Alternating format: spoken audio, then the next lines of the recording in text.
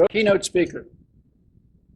Now, most Lincoln biographers are academics with PhDs in history, including Benjamin P. Thomas, former executive director of this organization and the author of the best one-volume Lincoln biography. But they lack experience that a political insider can give to understanding how a politician like Lincoln dealt with the challenges of public life. Now, to be sure, Paul Simon, you all may recall, Senator Paul Simon, wrote a study of Lincoln as an Illinois state legislator while he himself served in the Illinois General Assembly. And Albert J. Beveridge, a senator from Indiana who also sought a presidential nomination, wrote knowledgeably and at length about Lincoln's life up to 1858. But so far, we have not had a detailed biography of Lincoln by someone who has worked with a sitting president. But that situation is about to change. Our speaker tonight, Sidney Blumenthal, is an eminent journalist who, from 1997 to the year 2001, was officially a senior advisor to President William Clinton. Born in Chicago and educated at Brandeis University, he is currently working on a 2-volume study of Lincoln's presidency, which continues his projected 5-volume study of the 16th president, collectively called The Political Life of Abraham Lincoln. So far, 3 volumes have taken the story up through 1860. Lincolnians eagerly await the final 2 volumes covering the period of Lincoln's election through the presidency. Blumenthal brings more than just the insights of a seasoned Washington-based journalist and political insider, but also those of a historian, one who conducts extensive research and presents findings in a highly readable fashion. He is an elected fellow of the Society of American Historians and has won awards as a historian from the Lincoln Forum, the Abraham Lincoln Institute, and the Lincoln Group of New York. I am particularly grateful to our speaker for making my Lincoln biography seem short. Please join me in welcoming Sidney Blumenthal.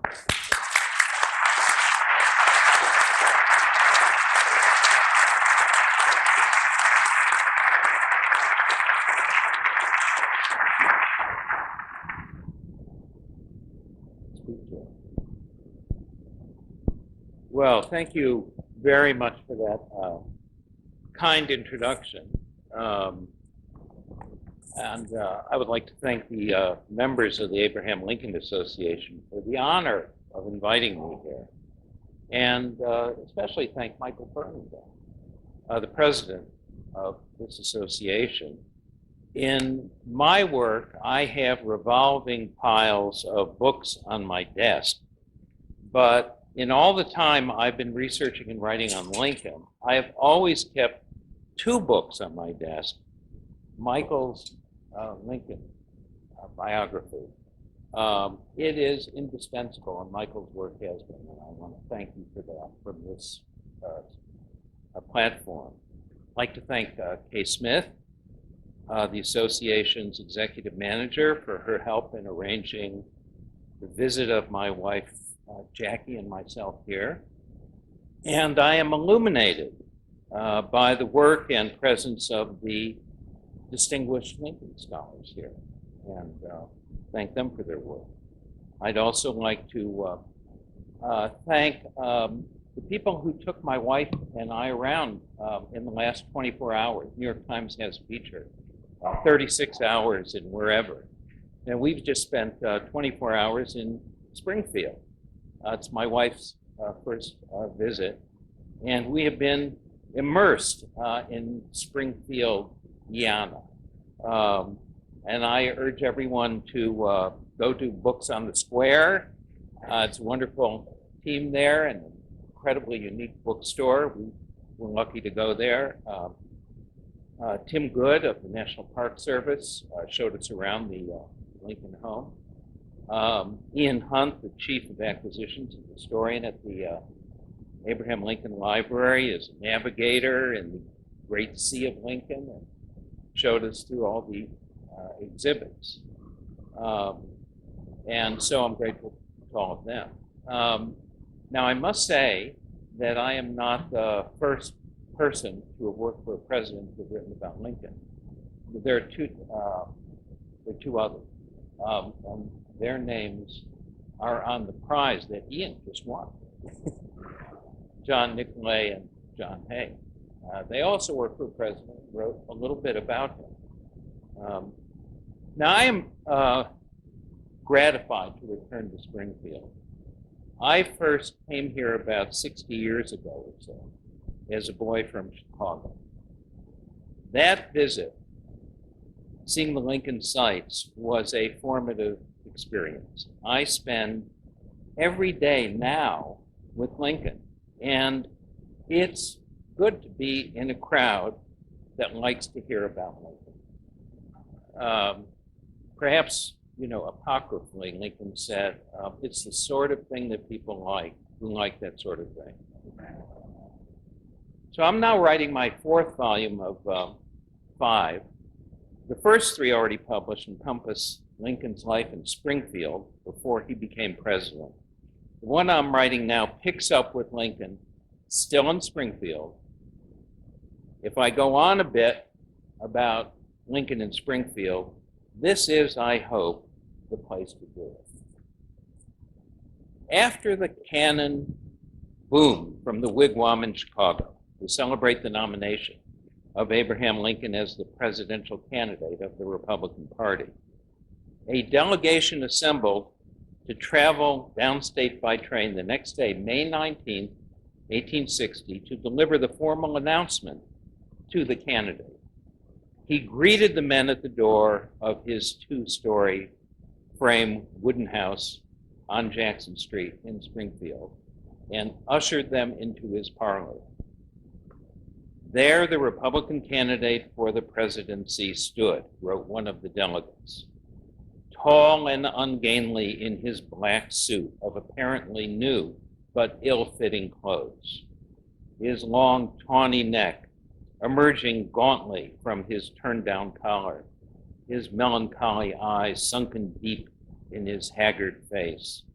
Most of the members of the committee had never seen him before and gazed at him with surprised curiosity.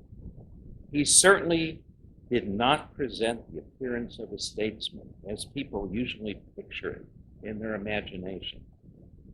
The chairman of the delegation and the president of the convention was George Ashmun, an anti-slavery former Whig congressman, the most notable man from Springfield, Massachusetts, who had known Lincoln 12 years earlier as a backbencher during his sole term in the House of Representatives.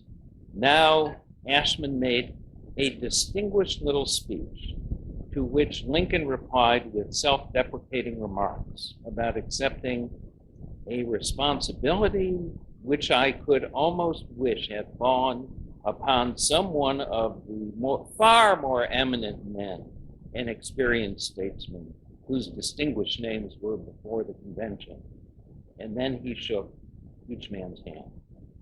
When the delegates left the House, they murmured among themselves, tending to agree with Lincoln's modest assessment of himself. An undertone of resignation and suppressed doubt was perceptible, recalled one, and he observed some of them who were entirely unused to Western men and Western ways, and who on this occasion saw Mr. Lincoln for the first time could not quite conceal their misgivings as to how this single-minded man, this child of nature, would bear himself in the contact with the great world and in the face of the large and complicated problems for grappling with which he apparently had so scant equipment. That delegate, the head of the Wisconsin delegation to the convention, had met Lincoln 2 years before, in 1858, during his debates with Stephen A. Douglas in their contest for the Senate. His name was Schurz. Now, Schurz, who fled to the United States after the failed German liberal revolution of 1848, escaping a Prussian prison, had become a crusading member of the Republican Party, a leader among the German immigrant community, an important constituency for the party, uniformly anti-slavery. Schurz had come to Illinois to campaign for Lincoln during his Senate race and was somewhat startled by his appearance, wearing a suit too small for his height. I had seen in Washington and in the West, he wrote, several public men of rough appearance, but none whose looks seemed quite so uncouth, not to say grotesque, as Lincoln's. But Lincoln immediately treated him like a long-lost friend. He received me with an offhand cordiality, like an old acquaintance, having been informed of what I was doing in the campaign, and we sat down together. In a somewhat high-pitched but pleasant voice, he began to talk to me, telling me much about the points he and Douglas had made in the debates in different places, and about those he intended to make at Quincy. Lincoln's manner disarmed him of his initial off-putting impression. When, in a tone of perfect ingenuousness, he asked me, a young beginner in politics, what I thought about this or that, I should have felt myself very much honored by his confidence, had he permitted me to regard him as a great man. But he talked in so simple and familiar a strain, and his manner and homely phrase were so absolutely free from any semblance of self-consciousness or pretension to superiority, that I soon felt that I had known him all my life, and we had been close friends. He interspersed our conversation with all sorts of quaint stories, each of which had a witty point applicable to the subject at hand, and was not seldom concluding an argument in such a manner that nothing more was to be said. He seemed to enjoy his own jests in a childlike manner, for his unusually sad-looking eyes would kindle with a merry twinkle, and he himself led in the laughter, and his laugh was so genuine, hearty, and contagious that nobody could fail to join in it. Some months after participating in the delegation to inform Lincoln of his nomination for president, Schurz returned to Springfield to speak at a rally for Lincoln at the state capitol. He paid a call on Lincoln at his home, and Lincoln immediately said he had to have supper, abruptly ended by the sound of a blaring brass band to lead Schurz to the rally. "I'll go with you to the meeting and hear what you have to say," Lincoln announced. He advised Schurz to make himself comfortable in the summer heat. Lincoln removed his suit jacket and put on a linen duster, the back of which had been marked by repeated perspirations and looked somewhat like a rough map of two hemispheres. On his head, he wore a well-battered stovepipe hat, which evidently had seen several years of hard service. In this attire, he marched with me behind the brass band. After us, the local campaign committee and the wide-awakes. Of course, he was utterly unconscious of his grotesque appearance. As he marched, he called out to his cheering neighbors, "How are you, Dan? Glad to see you, Ned. How do you do, Bill?" He took a seat in the front row, smiled and nodded as Schurz spoke, refused calls to speak himself.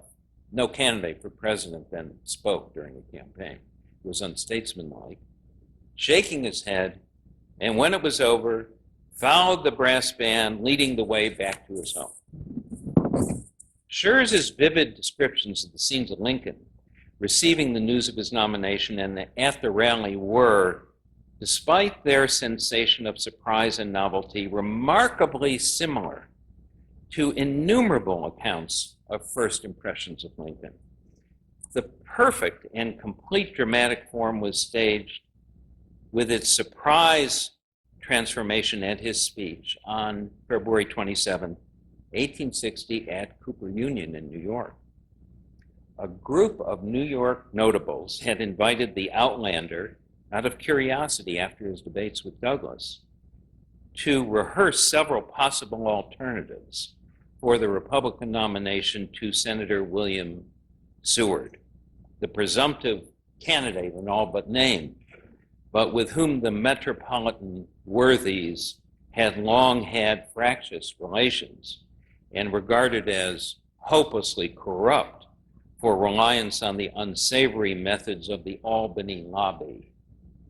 Lincoln's magic act at Cooper Union began with the usual ill-fitting suit, his ungainly awkwardness, and the Western twang, entirely uncontrived, but a costume and a mask that, as he spoke, ceased to distract his listeners, the artifice dissolving into thin air, swept away by the revelation of the fierce logician, the cogent historian, the incisive constitutional lawyer, the acerbic humorist, the artful politician, and the high statesman, all at once, wholly authentic, and anyone but a naive bumpkin. It was Lincoln's perpetual magic trick to submerge the cunning politician in the guise of the country jokester, and to emerge as the subtle and persuasive speaker from behind the rustic veneer. One of those who escorted Lincoln to that event at Cooper Union, a man named Richard C. McCormick, an editor at the New York Post and a member of the sponsoring Young Men's Republican Union, recalled, his form and manner were indeed odd, and we thought him the most unprepossessing public man we had ever met. But when he spoke, Noah Brooks, the correspondent for the New York Tribune, described how his face lighted up as with an inward fire. The whole man was transfigured. I forgot his clothes, his personal appearance, and his individual peculiarities, and remarked to a friend, "He's the greatest man since St. Paul." To know Lincoln was to know that an important part of him could not be known. Lincoln's closest associates and friends had long ago learned that he held himself at a distance, that his extended periods of silence and bouts of what they called his melancholy were not always the source of his withdrawal. When he disappeared into himself before their sight, he was sometimes thinking through a problem, a case, or an argument, or he was engaged in introspection, assimilating and seeking to understand his own wide range of emotions, from his inner insecurities to his impinging sense of mortality, to the ambition that was the little engine that knew no rest, according to his law partner, William Herndon. Lincoln's gregariousness was one face he chose to show to others, and his joking more than a desire to entertain. Henry Clay Whitney, one of his friends and a lawyer in his circle, wrote, "I do not mean to assert that Lincoln always had an exoteric object to his pleasantry, but there was nevertheless utility in his storytelling."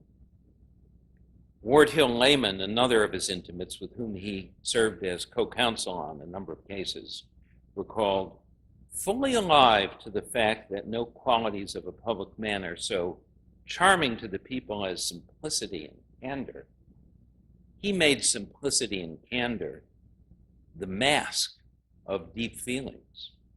carefully concealed, and subtle plans studiously veiled from all eyes. After Lincoln's nomination, the Great Western Train Depot in Springfield, then a population of about 9,000, turned into a busy crossroads of political prospectors coming and going to lay claim to federal patronage jobs, a gold rush of placeholders before the gold was available, and to hobnob with the glad-handing next president to gain a speck of influence before his election. The crush of visitors to Lincoln's home was so great that he set up business in the governor's room at the state capitol, a room that felt packed with a dozen people. The room also contained gifts of all sorts, more than a few axes for the rail splitter.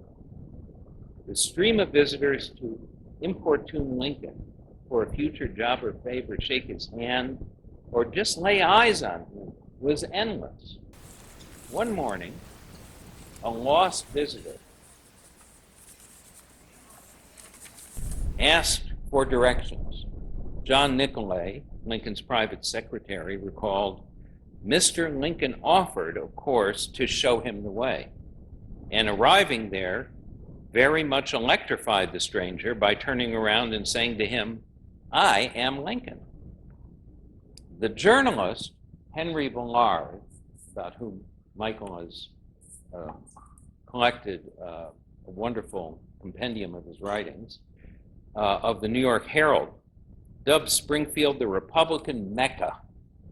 Villard, a German immigrant who had written for German language newspapers, had known Lincoln since his campaign against Douglas, in which Villard doubled as a reporter and paid campaign worker for Douglas, trying unsuccessfully to prove that Lincoln was a secret know-nothing.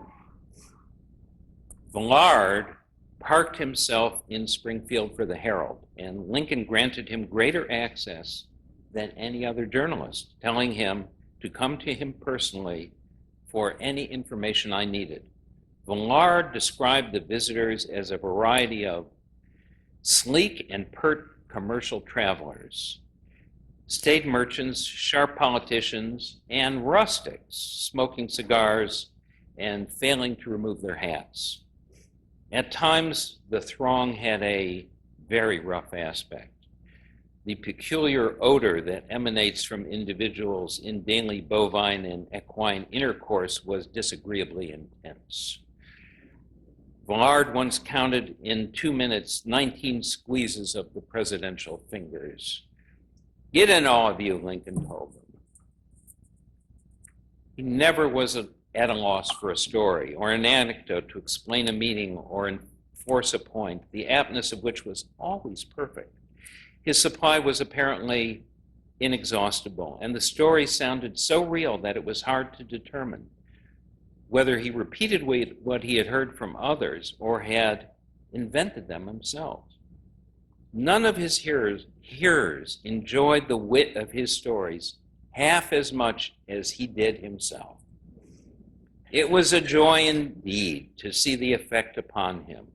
A high-pitched laughter lighted up his otherwise melancholy countenance with thorough merriment. His body shook all over with gleeful emotion, and when he felt particularly good about his performance, he followed his habit of drawing his knees with his arms around them up to his very face.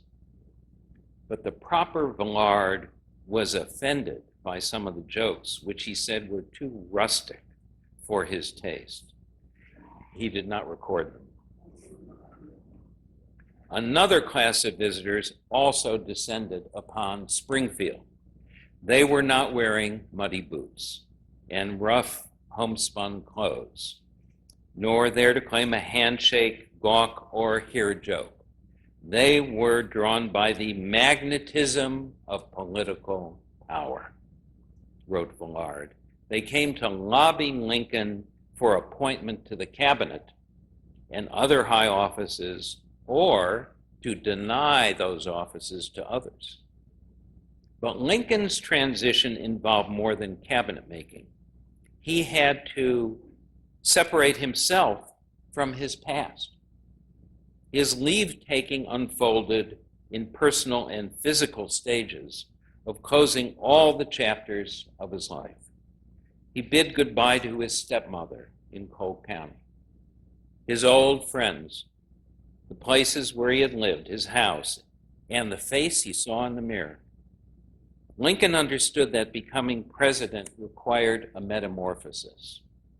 It was hardly the first time for the self-made man, since he had pulled up stakes with his family to leave Kentucky for Indiana and left them behind to strike out on his own in frontier Illinois, a piece of floating driftwood, he would explain, until after several transformations, the flood carried the boatman to the eve of the presidency. Lincoln had seemed indifferent about his physical appearance. The uncombed hair, the stained linen coat, the wrinkled suit, and joked about his ugliness. Once, accosted by a woman who accused him of being two-faced about some political issue, he replied, "If I had another face, madam, do you think I'd wear this one?" Lincoln never gave a thought to personal appearance, wrote John Nicolay, observing that his dress was part of his manner, which retained to the last a strong impress of the essential characteristics of the frontier: simplicity, directness, and sincere heartiness. But Lincoln changed from the young man Nicolay described as the tall, raw country stripling in the pioneer garb in which he had made his advent in Illinois and New Salem, to the commonplace respectability of the lawyer and political leader in Springfield. Yet Lincoln was acutely aware and self-aware of the power of images. Just before his address at Cooper Union, he posed for a photograph at the studio of Matthew Brady on Broadway to produce a portrait of a statesman. The image was reproduced as an engraving during the campaign. "Brady and the Cooper Union made me president," Lincoln said later. His campaign images were of both the rail splitter wielding an axe and the statesman with his hand on a book. 4 days after Lincoln's election, on November 10, 1860, he received a letter from Thomas P. Bryan, one of the wealthiest men in Chicago, a leading philanthropist and supporter of the arts, as well as an abolitionist and admirer of Lincoln. Bryan notified him that the renowned portrait painter, George P.A. Healy, would arrive in Springfield to paint his portrait. The Paris-trained Healy had painted pictures of the royalty of Europe and commissioned by the Congress to produce portraits of the presidents since Jackson. He located to Chicago under Bryan's patronage. Bryan told Lincoln that Healy's painting would prominently hang in his National Gallery of Eminent American Statesmen at Bryan Hall, Chicago's Music Hall, and Opera House. Healy's portrait, which you can see online, is more lifelike than any of the black and white daguerreotype photographs that required the subject to hold a stiff pose for many minutes without movement. It depicts Lincoln's approachability and his inwardness, and a Lincoln in ruddy health and beardless. During one of the sittings, as he was glancing at his letters, recalled Healy, he burst into a hearty laugh and exclaimed, "As a painter, Mr. Healy, you shall be a judge between this unknown correspondent and me. She complains of my ugliness. It is allowed to be ugly in this world, but not as ugly as I am. She wishes me to put on false whiskers to hide my horrible lantern jaw. Will you paint me with false whiskers? No, I thought not. I'll tell you what I shall do. Give permission to this lover of the beautiful to set up a barber shop at the White House." And he laughed again with perfect delight. Lincoln was referring to a letter he had received from a 12-year-old girl living in upstate New York named Grace Bedell, who had written him on October 15, 1860, during the campaign, "I have yet got 4 brothers, and part of them will vote for you anyway. And if you let your whiskers grow, I will try and get the rest of them to vote for you. You would look a good deal better with your face because it's too thin." Lincoln wrote back that he regretted he did not have any daughters. As to the whiskers, having never worn any, do you not think people would call it a silly affectation if I were to begin it now? Within days of sitting for Healy's portrait, Lincoln began growing a beard. The Healy painting was the last image of Lincoln without one. On Lincoln's travel to Washington, he stopped in Grace Bedell's town in upstate New York, shook her hand and kissed her, saying, "You see, I let these whiskers grow for you, Grace."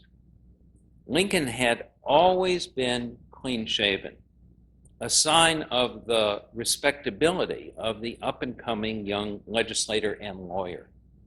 His makeover was a gesture to assuming his responsibility, to appear older, more serious, and to project authority. The delightful story of the little girl provided a truthful cover for him, a kind of a beard of a story. A month before the Chicago Convention, when Lincoln was in the city arguing the famous Sandbar case, settling the disposition of the land northeast of the Chicago River, which you may now know as the Magnificent Mile, the 23-year-old sculptor Leonard Volk cajoled him to sit for a plaster life mask. Volk had married a cousin of Stephen A. Douglas, who had served as the patron of his artistic education in Italy, to return to a studio in Chicago to make statues and masks of Douglas, presumed to be the future president of the United States. But after the disastrous Democratic convention at Charleston, it was apparent to Volk that the hero had fallen from grace. When the Chicago artist realized that Lincoln was in town, he sought out the dark horse as his only available possibility of casting an image of a future president.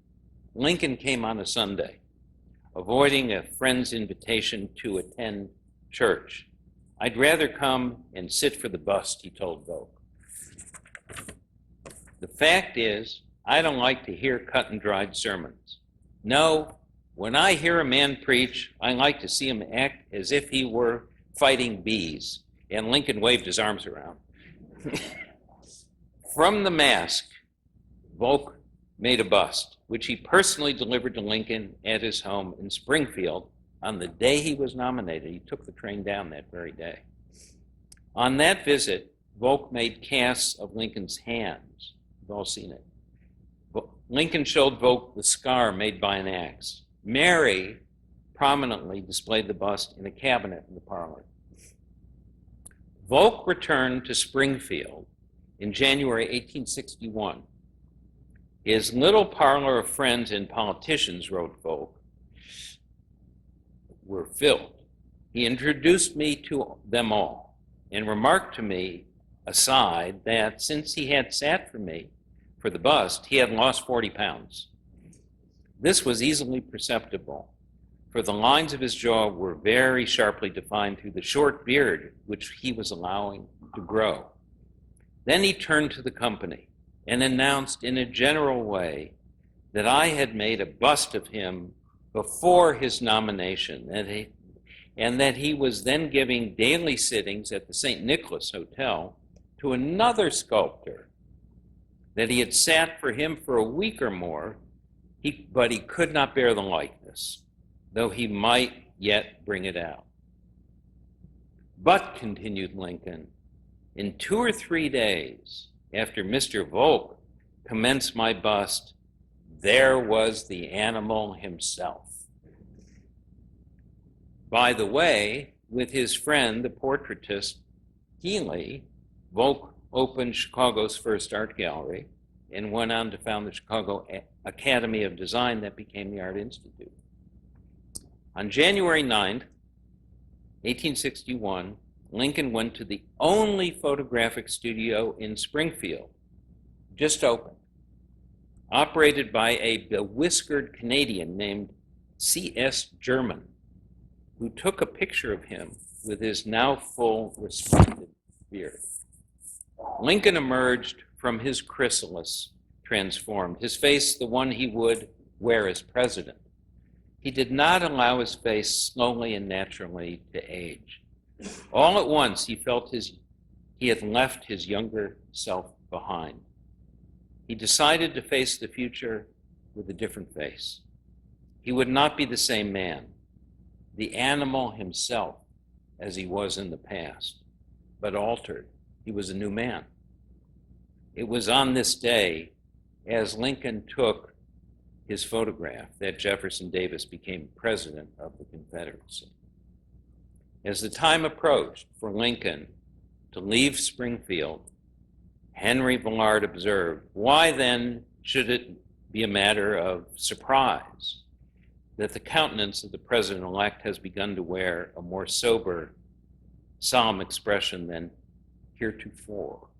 Why is it that a certain sadness pervades his conversation and restrains the outburst of humor?" And Villard added, "Next to the president-elect himself, the parties that experience and manifest the most sorrow at his impending departure are our hotel, boarding house, billiard saloon, and rum shop keepers." Early on the morning of February 11th, the day before his 52nd birthday, after breakfast at the hotel, Lincoln tied his trunks in his room with rope and wrote on note cards that he attached, "A. Lincoln, White House, Washington, D.C." His neighbor of 12 years, a drayman living half a block down Jackson Street, drove Lincoln and his belongings in his wagon to the Great Western Railroad Depot. Jameson Jenkins, a free black, was also a conductor of the Underground Railroad, involved in the notorious slave stampede through Springfield in 1850, whose activities would have been known to Lincoln, who knew the whole local black community well and represented a number of them as their lawyer. As he sat next to Jenkins, according to one black eyewitness, nearly every colored person in town lined the streets, stood on boxes, waved and yelled as Lincoln passed by on his way to the station to entrain for Washington. The president-elect took his station in the waiting room, reported Villard, and allowed his friends to pass by him and take his hand for the last time. His face was pale and quivered with emotion so deep as to render him almost unable to utter a single word. At 5 minutes before 8, Lincoln emerged to face the crowd of several hundred and passed slowly to the car, the people falling back respectfully on either side, and as many as possible shaking his hand, were called Ward Hill Lane. Gray clouds floated overhead. Some remembered a light, cold rain falling. John Hay, a young journalist and friend of Nicolay, who had joined the entourage as a private secretary, wrote that the bystanders bared their heads to the falling snowflakes. Having reached the train, he ascended the rear platform, wrote Layman, and facing the throng which had closed around him, drew himself up to his full height, removed his hat, and stood for several seconds in profound silence. The train conductor rang the bell to signal the start of the engine of the powerful locomotive. Lincoln raised his hand to command attention, recalled John Hay. So, 162 years ago this month, Lincoln said in words undoubtedly well known to everyone here in Springfield and in this room, "My friends, no one not in my situation can appreciate my feeling of sadness at this parting. To this place and the kindness of these people, I owe everything. Here I have lived a quarter of a century and have passed from a young to an old man. Here my children have been born and one is buried. I now leave, not knowing when or whether ever I may return, and with a task before me greater than that which rested upon Washington. At the last line, urging that the people pray for him, shouts came from the crowd, "We will do it! We will do it!" Some said Lincoln had tears in his eyes. His old friend, James C. Conkling, who had served in the legislature with him, wrote that as Lincoln finished, many eyes were filled to overflowing. As he turned to enter the cars, 3 cheers were given, reported Harper's Weekly. And a few seconds afterward, the train moved slowly out of sight of the silent gathering. The northern part of the country that Lincoln traveled on his route to Washington had been transformed. Since in 1849, at the close of his congressional career, he had returned to Springfield. Then he traveled mostly by a patchwork of stagecoaches and steamboats. Now the railroad, the engine of industrialization, covered the distance. But Lincoln encountered more than the makings of an economic revolution. The political skills he had acquired in the rough and tumble school of Illinois would have to be applied to more than the ordinary frictions and factions of party. War might be politics by other means, but it was not politics as usual. Lincoln's 13 days ride from Springfield to Washington, reversing his course of 12 years earlier, when he believed his political career had reached a dead end, marked the beginning of his long journey, running parallel to that of the nation from a kind of innocence into the harsh realm of necessity. Once Lincoln stepped into Washington, a plague of locusts descended upon him. The pressure of the place hunters was tremendous, wrote Henry Villard, who was now stationed there. I saw Mr. Lincoln twice for a few minutes before the inauguration, when in response to the sympathy, in sympathy with his tribulations, he groaned out, "Yes, it was bad enough in Springfield, but it was child's play compared with this tussle here." A New York Times reporter, William Henry Hurlburt, like many in Washington, had been scandalized by Lincoln's stealth nighttime entrance into the Capitol in disguise in order to escape a very real assassination attempt in passing through Baltimore. It was the first assassination attempt. It was the conventional wisdom in Washington that Lincoln had made himself a ridiculous figure. And so Herbert wrote that he went to see Senator Douglas. I asked Senator Douglas, he wrote in his diary, how it could have been possible for anybody to persuade Mr. Lincoln into such a suicidal act, unless he is a lamentably weak and pliable character.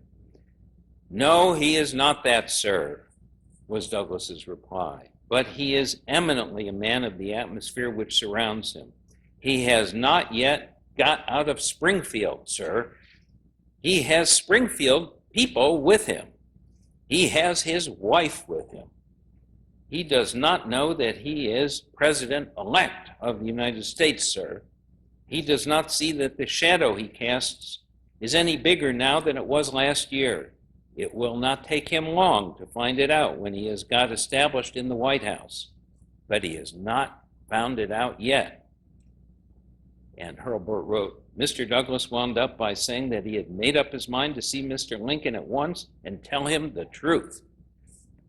Inauguration Day in Washington, March 4th, began with a rain shower and turned mild and calm. Troops lined the route of Pennsylvania Avenue. General Winfield Scott positioned himself with an artillery unit on the eastern slope of the Capitol. Lincoln's address ended with an appeal to national unity.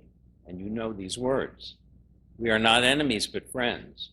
We must not be enemies. Though passion may be strained, it must not break our bonds of affection. The mystic cords of memory, stretching from every battlefield and patriot grave to every living heart and hearthstone all over this broad land, will yet swell the chorus of the Union, when again touched, as surely they will be, by the better angels of our nature. Supreme Court Justice John A. Campbell of Alabama, acting as an intermediary with the Confederate commissioners come to Washington seeking recognition, called the speech a beastly thing, a stump speech, wanting in statesmanship, of which he has none, and of dignity and decorum. I should call it an incendiary message, one calculated to set the country in a blaze. He is a conceited man. Evidently, he has been a great man in Springfield, Illinois. More than 2 years later, a rally for the Union was planned for Springfield. James C. Conkling was its chairman. President Lincoln could not leave Washington to attend. Instead, he wrote a letter to be read to the crowd, to many of his old friends and neighbors. His last message directed to them, but also to another audience, to those who opposed him for issuing the Emancipation Proclamation. Lincoln wrote his letter 1 month after Gettysburg. To the Honorable James C. Conkling, from the Executive Mansion, August 26, 1863, my dear sir. Your letter inviting me to attend a mass meeting of unconditional Union men to be held at the Capitol of Illinois on the 3rd day of September has been received. It would be very agreeable to me to thus meet my old friends at my own home. But I cannot just now be absent from here so long as a visit there would require. Lincoln noted, the meeting is to be of all those who maintain unconditional devotion to the Union. But Lincoln went on, there are those who are dissatisfied with me. But to be plain, you were dissatisfied with me about the Negro. Quite likely there is a difference of opinion between you and myself upon that subject. I certainly wish that all men could be free, while I suppose you do not. You dislike the Emancipation Proclamation and perhaps would have it retracted. You say you will not fight to free Negroes. Some of them seem willing to fight for you, but Negroes, like other people, act upon motives. Why should they do anything for us if we will do nothing for them? If they stake their lives for us, they must be prompted by the strongest motive, even the promise of freedom. And the promise being made must be kept.